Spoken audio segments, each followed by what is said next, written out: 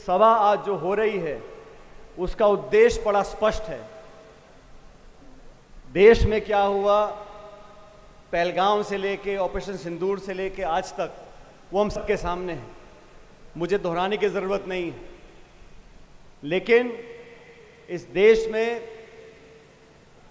अगर हम सबकी सामूहिक आस्था किसी एक चीज में है तो भारत की सेना में है, भारत की फौज में है। और हमें फक्र है कि आज सरहद पर हम लोग खड़े हैं बाड़मेर में। यहाँ से पाकिस्तान बहुत दूर नहीं है। यहाँ के रेगिस्तानों में हमारे सैनिकों ने खड़े होकर जो शौर्य का प्रदर्शन दिखाया और 9 आतंकवादी अड्डों को जो ध्वस्त किया, मैं हमारी सेना को साधुवाद देता हूँ, धन्यवाद देता हूँ कि अपनी जान की परवाह किए बगैर उन्होंने हम सब के मान सम्मान की रक्षा करी है। 26 निर्दोष निहत्थे सैलानियों को नाम पूछ पूछ कर मौत के घाट उतारा। वो भारत की अस्मिता पर आक्रमण था, वो आतंकवादी घटना नहीं थी, वो भारत पर आक्रमण था। उसका मुंह तोड़ जवाब हमारी सेना ने दिया। मैं सेना को धन्यवाद देता हूं, हमारे फौजियों को धन्यवाद देता हूं और सेना के साथ साथ उन सैनिक के परिवारों को जिन्होंने अपने बच्चे बेटों को हमारी रक्षा के लिए सरहद पर भेजा है। मैं उन परिजनों का धन्यवाद देना चाहता हूं, पूरा देश धन्यवाद देना चाहता है। और ये सभा, जय हिंद सभा, हमारी पार्टी पूरे देश में कर रही है ताकि सेना को सलाम कर सकें, उनके पराक्रम और शौर्य को मान सम्मान दे सकें। इतिहास गवाह है, जब जब देश को ललकारा गया है हमारी सेना ने दुश्मन के दांत खट्टे किए हैं। दोस्तों, मुझे कहने में कोई संकोच नहीं है, इस देश में अलग अलग पार्टियां हैं। आज सरकार बीजेपी की, हम विपक्ष में हैं।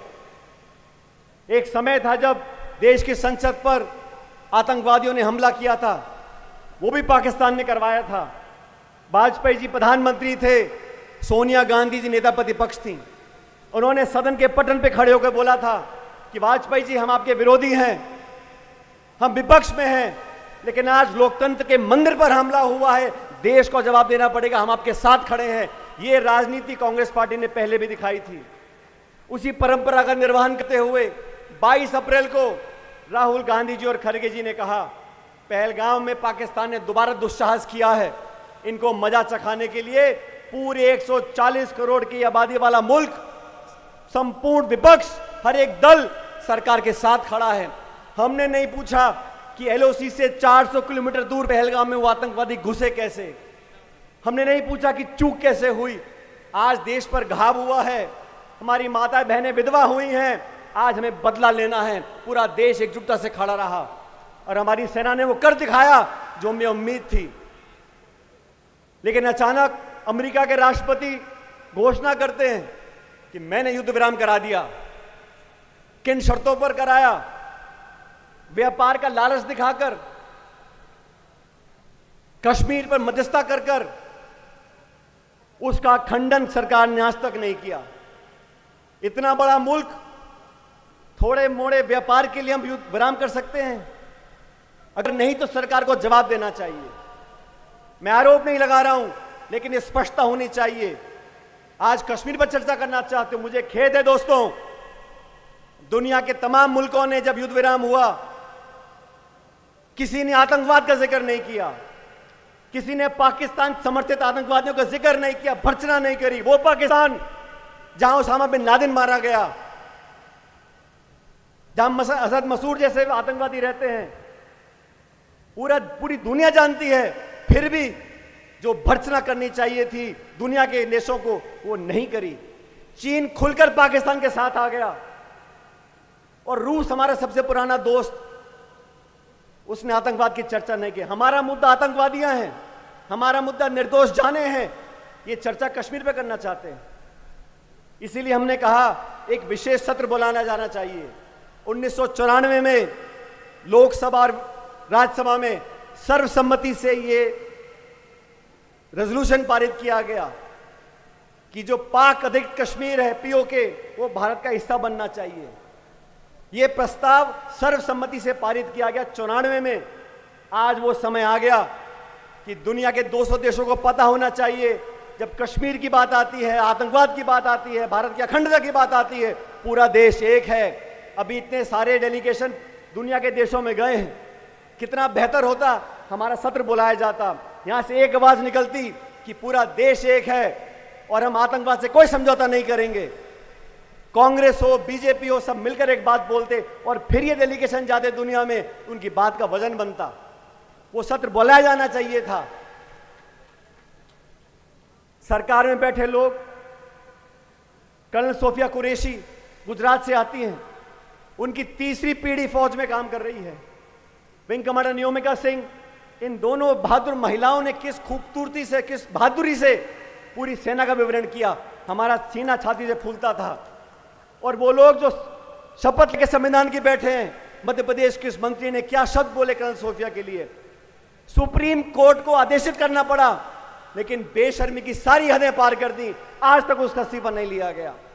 मध्य प्रदेश के उप मुख्यमंत्री हों, हरियाणा के राज्यसभा के सांसद हों, मजाक उड़ाते हैं वीरांगनाओं का, हमारी सेना का, और आप कुछ बोलते नहीं हैं।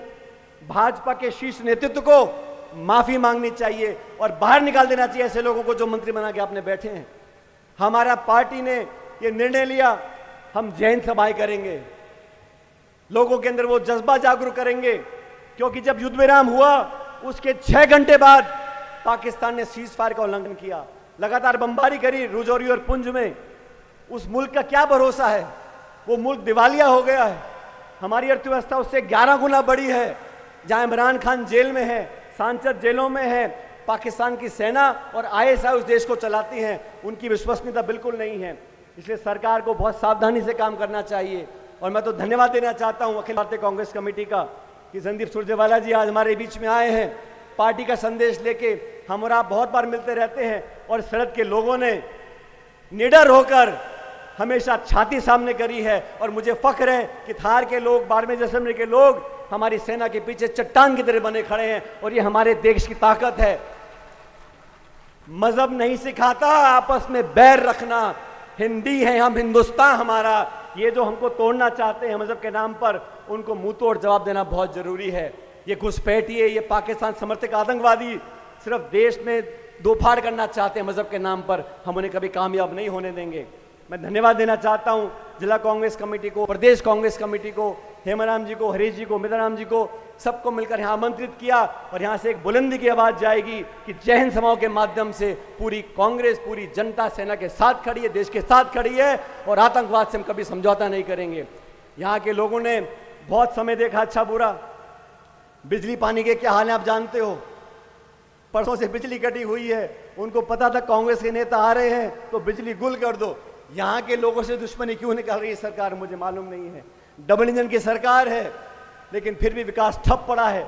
आने वाला समय आप लोगों का है, समय बदलेगा। लेकिन आज सब इतनी कड़ी धूप में यहाँ पर आए हो, मैं आप सबका पुनः धन्यवाद करता हूँ और उम्मीद करता हूँ कि आज जो यहाँ से संदेश गांव और घर घर में जाएगा वो सेना और देश को ताकत देगा। बहुत बहुत धन्यवाद। राम राम साहब।